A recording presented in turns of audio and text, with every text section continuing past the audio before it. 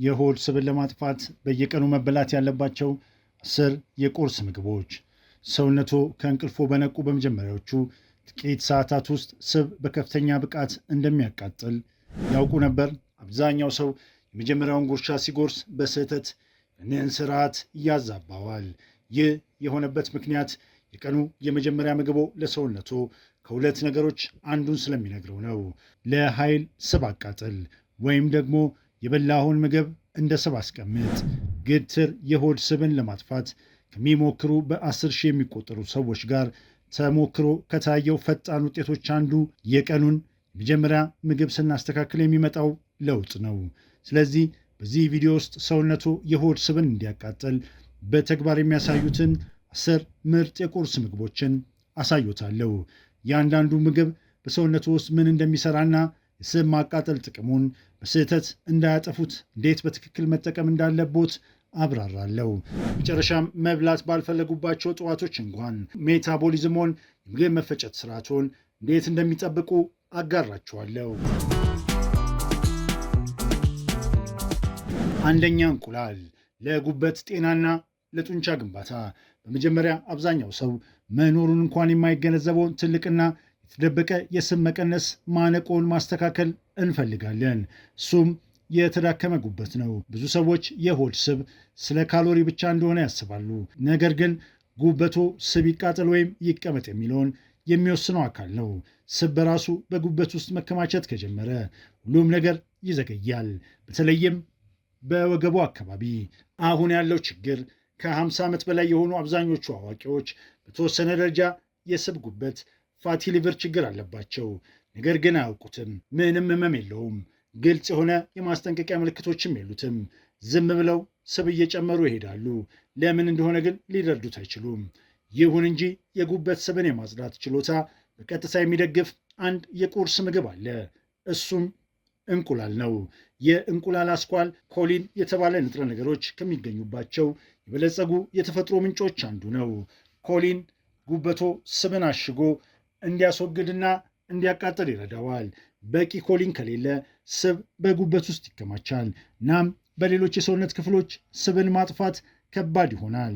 አንድ ትልቅ የእንቁላል አስኳል 147 ሚሊግራም ያህል ኮሊን ይይዛል። 2 ወይም 3 ሙሉ እንቁላሎች መብላት ለቀን የሚያስፈልጎትን ግማሽ ያህል ያቀርብሎታል። ሌላው ደግሞ ሉሲን፣ እንቁላል የጡንቻ ፕሮቲን ውህዶችን የሚያነቃቃ ሉሲን የተባለ አሚኖ አሲድ ይዟል። ጡንቻ ደግሞ ረፍት ላይ ሲሆን እንኳን ሜታቦሊዝም ከፍ ብሎ እንዲቆይ የሚያደርግ ነው። ጡንቻን በጠበቁ ቁጥር እንቅስቃሴ ባላደረጉ ጊዜ እንኳን ብዙ ካሎሪዎችን ያቃጥላሉ። በእውነቱ ጥናቶች እንደሚያሳዩት ሙሉ እንቁላል መብላት ከናስኳሉ ከእንቁላል ነጩ ብቻ 40% የበለጠ ጡንቻ ግንባታን ያነቃቃል። ይህ የሚያስገርም ነው። ተመራማሪዎችን ያስገረመ ነገር ቢኖር በአስኳል ውስጥ ያሉት ስቦች፣ ቫይታሚኖችና ጥቃቅን ንጥረ ነገሮች የጡንቻ ግንባታን መልእክቱን የሚያጎሉ መሆናቸውን ነው። ስለዚህ ሰዎች ኮሌስትሮል በመፍራት አስኳሉን ሲጥሉ ትልቁንና ኃይለኛ የእንቁላል ክፍልን እየጣሉት ነው። ለቁርስ እንቁላል መጠቀም ለመጀመር ከፈለጉ ጠዋት ላይ ከ2 እስከ 3 ሙሉ እንቁላል ለመብላት ይሞክሩ። እንቁላሉን በደንብ ያብስሉ። ጥቂት ጨውና ቁንዶ በርበሬ መጨመር ቢቻል ኦርጋኒክና ሜዳ ላይ ተለቀው ከሚያድጉ ዶሮዎች የተገኘ ቢሆን ይመረጣል። ነገር ግን በመጥበስ በመቀቀል ወይም በፈለጉት መንገድ አብስለው ይብሉት። ተጨማሪ ስብ ከፈለጉ ጥቂት የወይራ ዘይት በላዩ ላይ ማፍሰስ ይችላሉ። ወይም ጥሩ ጣዕም እንዲኖረው ጤናማ ያልሆኑ ስቦችን ለማስወገድ በላም ቅቤ መጥበስ ይችላሉ። በዚህ መንገድ ከእንቁላሉ ጋር እውነተኛ ጤናማ ስቦችን በአንድ ላይ ያገኛሉ። ከአትክልት ጋርም ማጣመር ይችላሉ።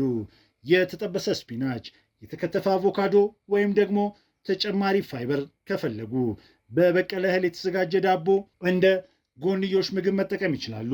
እንቁላል ጠዋት ሊበሉ የሚችሉት ሁለገብና ኃይለኛ የስብ ማጥፊያ ምግብ ነው። እንቁላል ቁጥር 1 ነው። አሁን ደግሞ ወደ ቁጥር 2 እንለፍ። ሁለተኛ፣ እርጎ ረሃብን ለመቆጣጠር። ብዙ ሰዎችን ቶሎ እንዲራቡ የሚያደርገውን ስህተት እናስተካክል። ቁርስ በልተው ለ1 ሰዓት ጥሩ ስሜት ይሰማዎታል። ከዛ ከጠዋቱ 4 ሰዓት አካባቢ ሆዶ መጮ ይጀምራል። በረፋድ ሰዓት ደግሞ ጣፋጭ ነገር ወይም መክሰስ ፍለጋ ይሮጣሉ። ይህ የሚሆነው የተመገቡት ፕሮቲን በጣም በፍጥነት ስለተፈጨ ነው። ፕሮቲን በፍጥነት ሲፈጭ በሰውነቱ ውስጥ ያሉት አሚኖ አሲዶች በፍጥነት ይነሳሉ፣ ከዛም በፍጥነት ይወርዳሉ። አሚኖ አሲዶች ሲወርዱ ደግሞ የረሃብ ሆርሞኖች እንደገና መጨመር ይጀምራሉ። እዚህ ጋ ነው እርጎ የጨዋታ ለውጥ ሊያመጣ የሚችለው። በስኳር የታሸገና ፍራፍሬ ከስሩ ያለውን አይነት አይደለም። ያልተበረዘ ንጹህ በባክቴሪያ የዳበረና ሙሉ ቅባት ያለው እርጎ ነው። ዋናው ልዩነቱ በውስጡ የያዘው የፕሮቲን አይነት ነው። እርጎ በኬሲን ፕሮቲን የበለጸገ ነው። አንዳንድ ሰዎች ለኬሲን ስሜታዊ ሊሆኑ ቢችሉም ኬሲን ግን በጣም ዘግይቶ የሚፈጭ ፕሮቲን ነው። ወደ ውስጥ ሲገባ እንደ ጄል ይወፍራል። ያ የጄል አይነት ውፍረት ምግብ ከሆዶ የሚወጣበትን ፍጥነት ይቀንሳል። ይህ ማለት ንጥረ ነገሮች ለሰዓታት ያህል ቀስ በቀስ ወደ ደም ውስጥ ይለቀቃሉ ማለት ነው። ይህ ቀስ ብሎ ንጥረ ነገር መልቀቁ የረሃብ ሆርሞኖች ረጅም ሰዓት ዝቅ ብለው እንዲቆዩ ይረዳል። አብዛኛው ሰው የሚያመልጠው ጥቅም ሚስጥር ደግሞ ከፍተኛ ጥራት ያለው እርጎ በውስጡ ያው የሆኑ ፕሮባዮቲክ ባክቴሪያዎች ይዟል። በሆዶ ውስጥ ያሉ ባክቴሪያዎች ደግሞ ሰውነቱ ካሎሪዎችን እንዴት እንደሚጠቀምበት ተጽዕኖ ያሳድራሉ። የተወሰኑ የጥሩ ባክቴሪያ ዝርያዎች ደግሞ የጠገብን መሆናችንን ለሰውነታችን የሚነግረውን ዋናውን ሆርሞን GLP-1 እንዲጨምር ያደርጋሉ። ይህ ሆርሞን ለኦዞምፒክ ባሉ ታዋቂ የክብደት መቀነሻ መድኃኒቶች የታለመ ሆርሞን ነው። በዚህ ምክንያት የተለያዩ ምግቦች በሚመገቡ መንትዮች ላይ በተደረጉ ሰፊ ጥናቶች ዘወትር እርጎ የሚጠጡ ሰዎች ዝቅተኛ የሆነ የውስጥ አካል ስብ እንዳላቸው ተደርሶበታል። ይህ ማለት አንድ አይነት የዘር ግንድና አስተዳደግ ቢኖራቸውም በሚመገቡት ምግብ ምክንያት በሆዳቸው ውስጥ ያለው አካባቢ የተለያየ በመሆኑ የስብ ስርጭታቸው እንዲለያይ አድርጎታል። ለዚህ ነው ጣዕም የተጨመረበት ፍሌቨርድ እርጎ የማይረዱት። ምክንያቱም አብዛኞቹ 20 ግራም ወይም ከዛ በላይ የተጨመረ ስኳር ይይዛሉ። በስያሜ ሌብል ላይ ያለውን መረጃ በጥንቃቄ ማየት አለቦት። ምክንያቱም ስኳር የኢንሱሊን መጠን ስለሚጨምር ሰውነቶ ስብን ከማቃጠል ይልቅ ስኳር እንዲያቃጥል ትዕዛዝ ይሰጣል። ከዛም የደም ስኳር መጠን ሲቀንስ የረሃብ ስሜት በጣም በፍጥነት ተመልሶ ይመጣል። ስለዚህ ለቁርስ እርጎ መመገብ ለመጀመር ከፈለጉ አንድ ኩባያ ያልተበረዘ ስኳር ያልገባበትና ሙሉ ቅባት ያለው እርጎ ይመከራል። የሆድ ውስጥ ጤና ጥቅሙን ለማግኘት ደግሞ ያው ባክቴሪያዎች መኖራቸውን በስያሜው ላይ ያረጋግጡ። ከዚያም ኢንሱሊን ሳይጨምር ጣዕሙን ለማስተካከል የራስዎን ግብዓቶች መጨመር ይችላሉ። ለምሳሌ እንጆሪ፣ የቺያ ፍሬዎች ወይም ጥቂት ቀረፋ። እነዚህ ሁሉ ስብን ከማጥፋት ጋር አብረው የሚሄዱ እንጂ ስብን የሚቃወሙ አይደሉም። ከእርጎ ጋር ተዳምረው ለሰዓታት የሚያጠግብ ቁርስ ይሆኑታል። አሁን ደግሞ ወደ ቁጥር 3 እንለፍ። ይህም የተሳሳተ ሊመስል የሚችል ግን ጠቃሚ ምግብ ነው። ሶስተኛ አቮካዶ፣ ጡንቻ ስብን እንዲያቃጥል የሚረዳ። ለብዙ ሰዎች ስብ መቀነስ ከፈለክ ስብ መብላት አቁም ሲባል ቆይተዋል። ስለዚህ እንደ አቮካዶ ያለው ምግብ ስብ በሚቀንሱ ምግብ ዝርዝሮች ውስጥ ሲያይ ስህተት ይመስላቸዋል። ካሎሪ ይበዛል፣ ስቡም ብዙ ነው፣ ነገሮችን ያዘገያል ብለው ያስባሉ። ነገር ግን ሁሉም ስቦች በሰውነት ውስጥ አንድ አይነት ስራ አይሰሩም። አቮካዶ ኦሊክ አሲድ ተብሎ በሚጠራ ልዩ የስብ አይነት የተሞላ ነው። ኦሊክ አሲድ ሞኖ አንሳቹሬትድ ስብ ሲሆን በፋብሪካ በተዘጋጁ ምግቦች ውስጥ ከሚገኙ ስቦች ፈጽሞ የተለየ ተግባር አለው። በጡንቻ ሴሎች ውስጥ ኦሊክ አሲድ ለኃይል ሲባል ስብ የማቃጠል ኃላፊነት ያላቸው ጂኖች እንዲነቁ ይረዳል። ስለዚህ ስቡ በደም ውስጥ ዝም ብሎ ከመቀመጥ ይልቅ ጥቅም ላይ ይውላል። ሌሎች ስቦች ይህንን መንገድ አያነቃቁም፣ ኦሊክ አሲድ ግን ያደርገዋል። ትልቁ ልዩነትም ይኸው ነው። ሌላው ደግሞ ተመራማሪዎች በቁርስ ላይ ካርቦሃይድሬት እንደ ዶናት፣ ዳቦና ሲሪየል ያሉትን በአንድ ሙሉ አቮካዶ ሲተኩ ተሳታፊዎች እስከ 6 ሰዓት ድረስ ከፍተኛ የጥጋብ ስሜት እንደተሰማቸው ገልጸዋል። ይህ የሆነው አቮካዶ የጥጋብ ሆርሞኖች ስለሚጨምር ነው። ይህም ማለት በኋላ ላይ የሚመጣን የምግብ ፍላጎት ይቀንሳል። እንዲሁም አቮካዶ የሰውነት ኢንሱሊን ስሜትን ያሻሽላል። ይህ ማለት ሴሎቹ ለኢንሱሊን በብቃት ምላሽ ይሰጣሉ ማለት ነው። ስለዚህ ደም ስኳር ለመቆጣጠር አነስተኛ ኢንሱሊን ያስፈልጋል። ኢንሱሊን ዝቅተኛና የተረጋጋ ሲሆን ደግሞ ሰውነቶ የተቀመጠ ስብን በቀላሉ መጠቀም ይችላል። ስለዚህ አቮካዶን በቁርሶ ውስጥ ማካተት ከፈለጉ ከግማሽ እስከ 1 ሙሉ አቮካዶ እንዲጠቀሙ ይመከራል። አቮካዶ ለመመገብ ጥቂት አማራጮች አሉት። ከፈለጉ ከእንቁላል ጋር መብላት፣ በበቀለ እህል ዳቦ ላይ ማድረግና በስሙዚ መልክ መፍጨት ወይም ደግሞ ዝም ብለው ጥቂት ጨውና ቁንዶ በርበሬ ነስንሶ መብላት ይችላሉ። ትልቅ መጠን መብላት አያስፈልጎትም። ሰውነቶ ትክክለኛውን ምልክት ለመስጠት የሚያስፈልገውን ያህል ብቻ ይብሉ። ጡንቻዎች ስብ እንዲያቃጥሉ ትዕዛዝ ሲሰጣቸውና የረሃብ ሆርሞኖች ሲረጋጉ ከሰውነቶ ሜታቦሊዝም ጋር አይታገሉም። አሁን ደግሞ ወደ ቁጥር 4 እንለፍ። አብዛኛው ሰው ከለመደው በተለየ ሁኔታ ስለሚሰራ ካርቦሃይድሬት እናውራ። ይህ ምግብ በጣም ተወዳጅ በመሆኑ በትክክል ካልተጠቀሙበት ግን ሊጎዳዎት ይችላል። አራተኛ ኦትስ፣ ስብን የሚያቃጥል ካርቦሃይድሬት። አብዛኞቹ ካርቦሃይድሬቶች በፍጥነት ይፈጫሉ፣ ወደ ግሉኮስ ይቀየራሉ። ግሉኮስ ደግሞ ደም ስኳርን ይጨምራል። ቀደም ብለን እንደተወያየነው ስኳርን ወደ ሴሎች ለማስገባት ኢንሱሊን ይጨምራል። ኢንሱሊን ሲጨምር ደግሞ ስብ ማቃጠል ይዘገያል። ይህ የተለመደ ሂደት ነው። ነገር ግን የተወሰኑ ካርቦሃይድሬቶች በትንሹ አንጀት ውስጥ ሙሉ በሙሉ አይፈጩም፣ ሳይፈጩ ያልፋሉ። ይህም ሁሉንም ነገር ይለውጣል። የተናገርኩ ያለሁት ስለ ስቲል ከት ወይም ኦልድ ፋሽን ኦትስ ነው። እነዚህ በሰውነት ውስጥ እንደ ሌሎች የቁርስ ካርቦሃይድሬቶች እንደ ሲሪየል ወይም ሌሎች እህሎች አይደሉም። ምክንያቱም ቤታ ግሉካን የተባሉ ልዩ የሚሟሙ ፋይበር ይዘዋል። ቤታ ግሉካን ውሃን በመምጠጥ በምግብ መፈጨት ስርዓት ውስጥ ወፍራም ጄል ይፈጥራል። ያ ጄል ደግሞ ምግብ ከሆዶ የሚወጣበትን ፍጥነት ስለሚቀንስ ደም ስኳር ቀስ ብሎ እንዲጨምር ያደርጋል። በዚህ ምክንያት ኢንሱሊን የተረጋጋ ይሆናል። ጥናቶች እንደሚያሳዩት ቤታ ግሉኮን ቀደም ብሎ ያነሳነውን ኦዞምቢክ ሆርሞን ሊጨምር ይችላል። ነገር ግን አብዛኛው ሰው የማያውቀው ሌላ ጠንካራ ሚስጥር አለ። ኦትስን አብስለው ካቀዘቀዙ በኋላ ለምሳሌ በሌሊት አድሮ ጠዋት የሚበላ ኦትስ በውስጡ ያለው ስታርች ተለውጦ ሬዚስታንት ስታርች ይሆናል። ይህ ስታርች መፈጨትን ይቋቋማል። ወደ ግልኮስነት ከመቀየር ይልቅ በቀጥታ ወደ ትልቅ አንጀት ይሄዳል። ዛም የሆድ ውስጥ ባክቴሪያዎች ኤኤምፒኬ የተባለውን ንጥረ ነገር እንዲነቃቃ ይረዳሉ።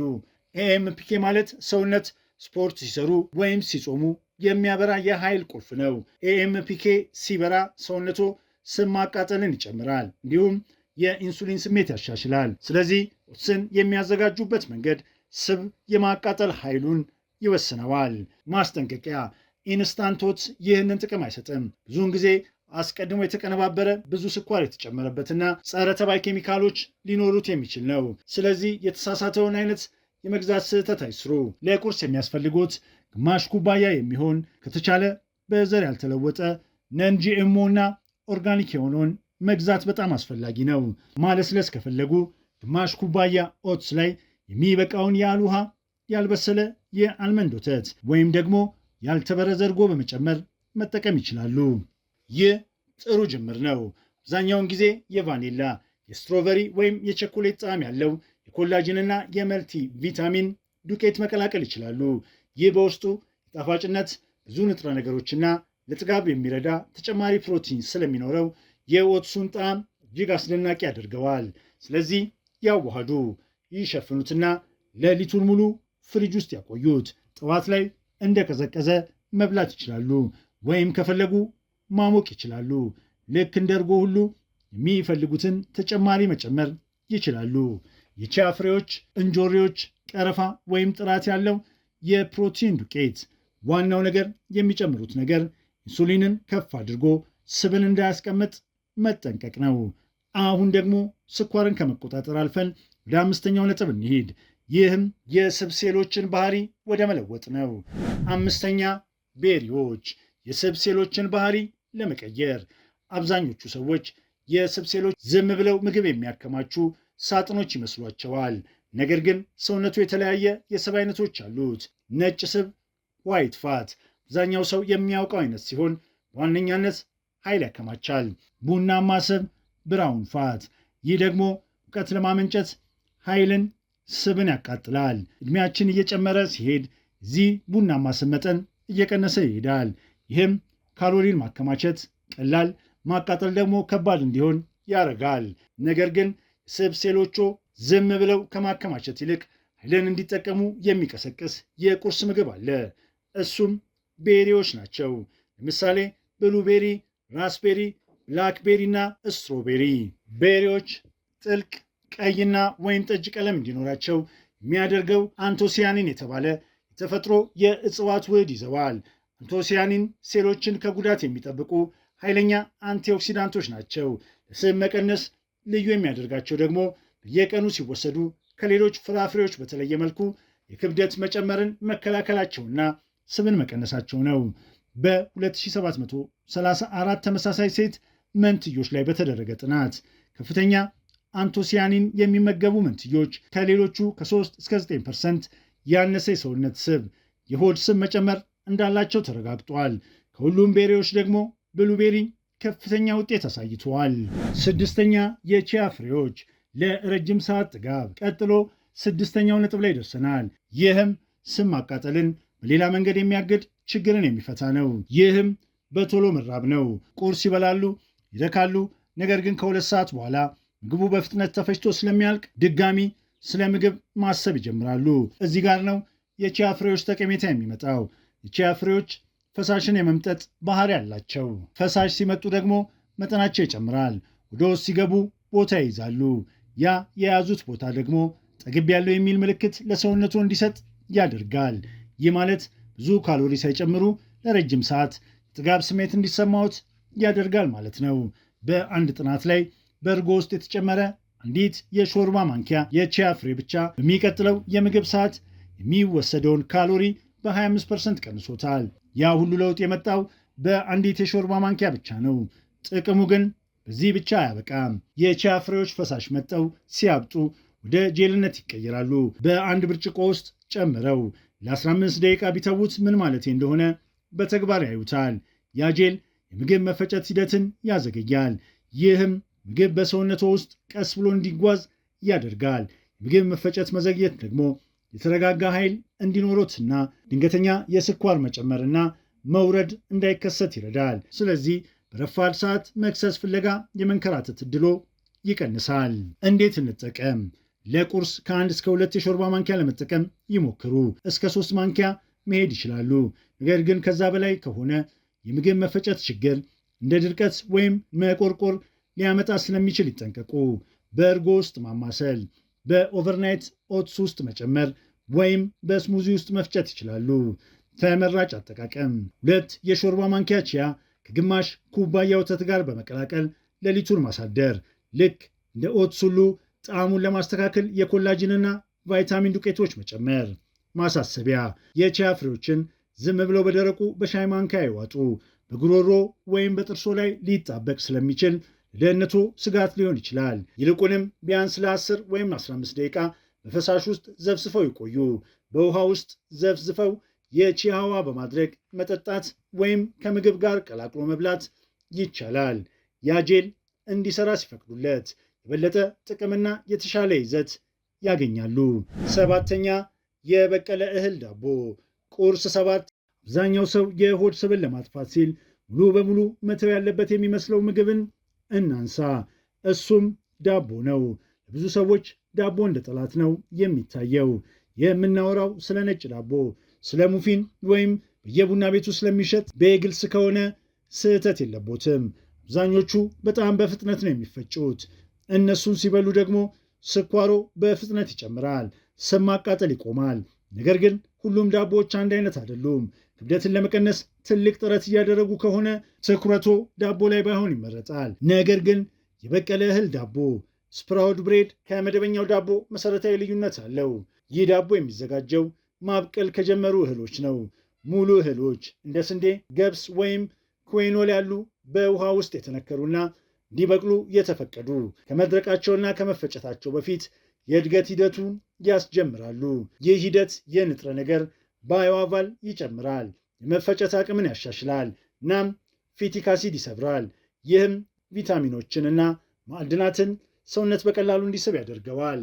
ይህ የበቀለ እህል ሂደት የእህሉን መዋቅር ይለውጠዋል። በውስጡ ያለውን ስታርች ይሰባብራል።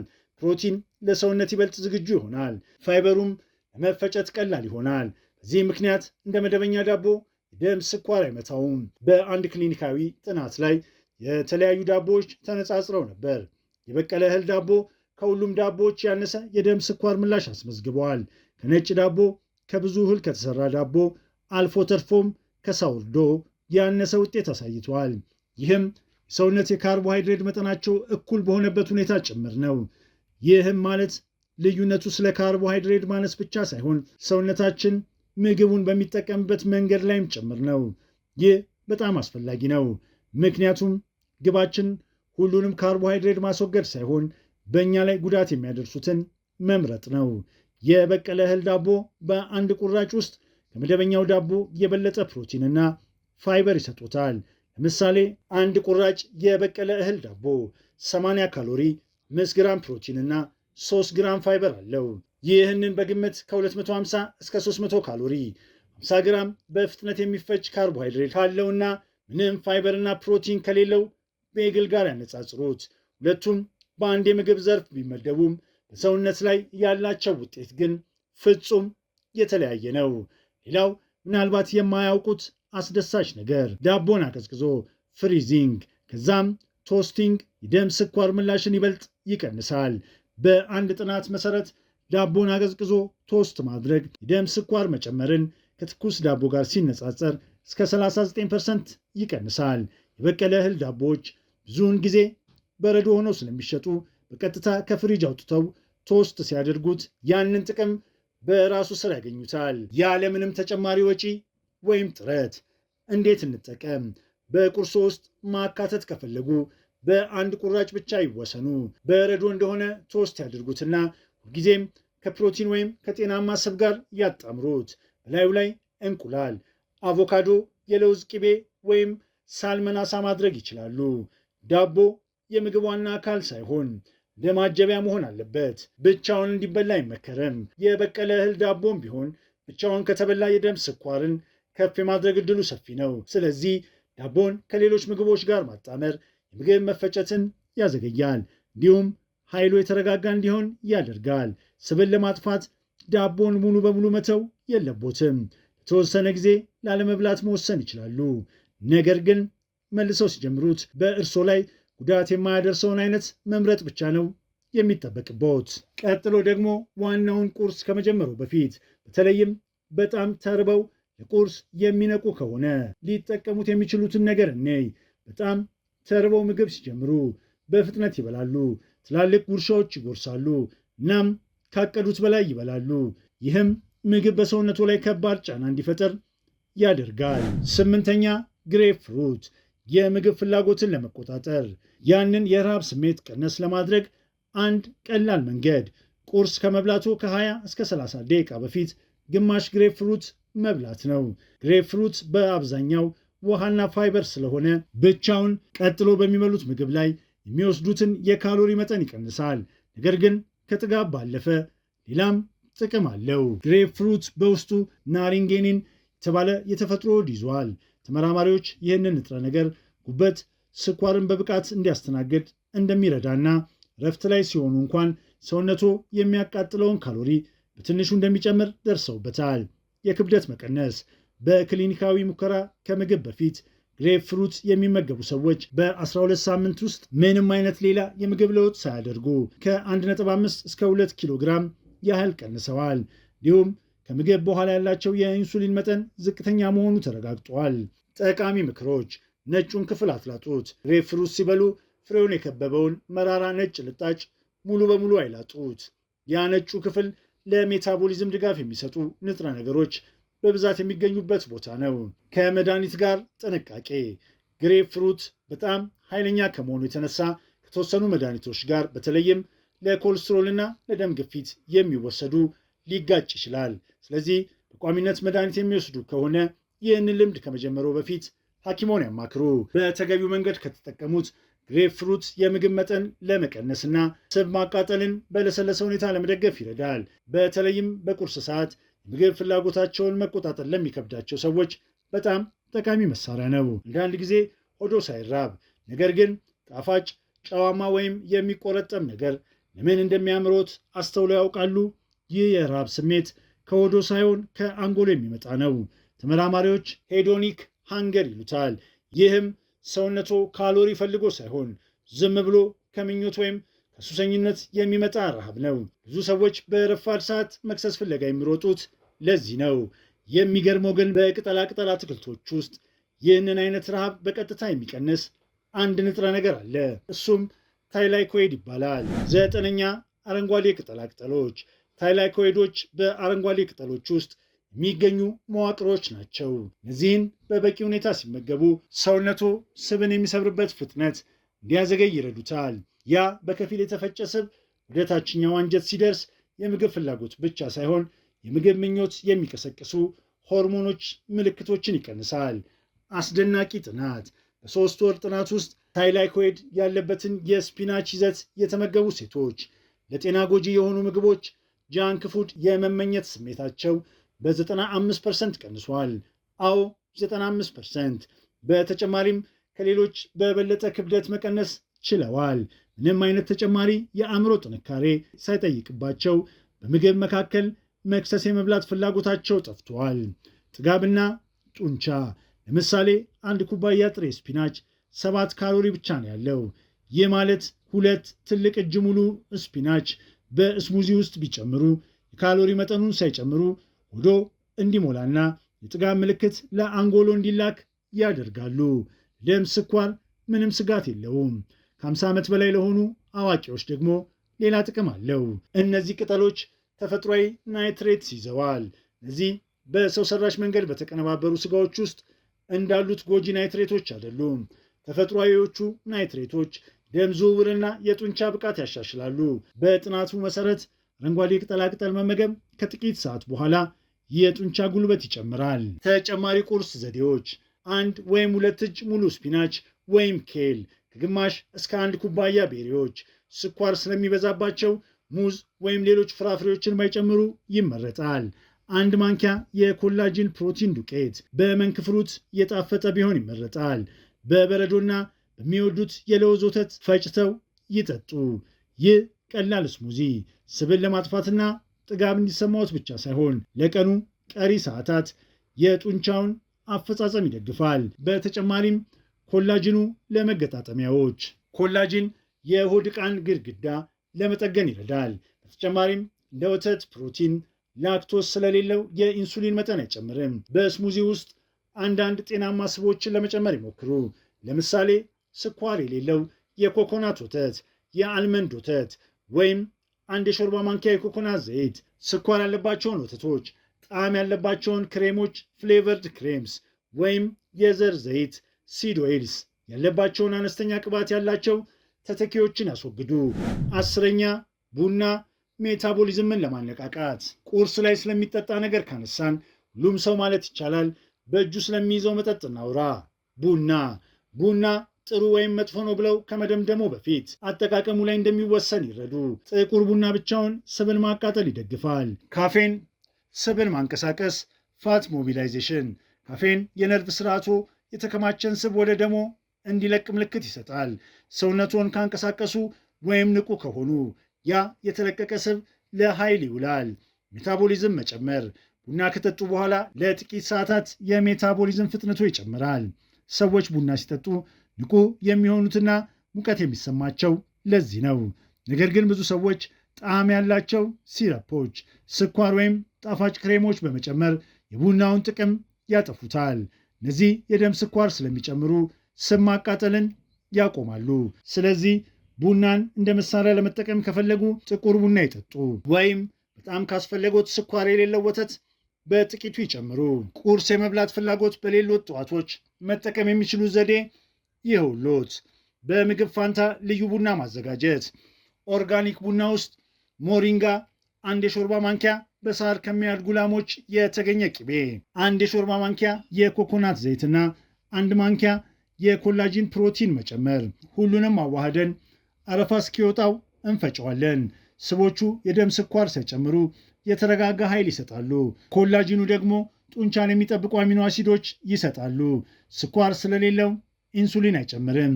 ይህም ሰውነት ለረጅም ሰዓት ስብ በሚያቃጥል ሁኔታ ውስጥ እንዲቆይ ያደርገዋል። ማጠቃለያ፣ እነዚህን 10 ምግቦች እንቁላል፣ እርጎ፣ አቮካዶ፣ ኦትስ፣ ቤሪዎች፣ ቺያ፣ የበቀሉ እህል ዳቦዎች፣ ግሬፕ ፍሩት፣ አረንጓዴ ቅጠላቅጠልና ቡናን መመገብ ይችላሉ። ነገር ግን በተሳሳተ ሰዓት ከበሉ፣ በቂ ፕሮቲን ካላገኙ ወይም ምግቦቹን በተሳሳተ መንገድ ካጣመሩ አሁንም ስብ ማቃጠል ላይስተካከል ይችላል። ለጤናማ ለውጥ ዝግጁ ኖት? ይህንን ቪዲዮ ከወደዱት ላይክ በማድረግ ለሌሎች ሼር በማድረግ ቻናላችንን ሰብስክራይብ ያድርጉ።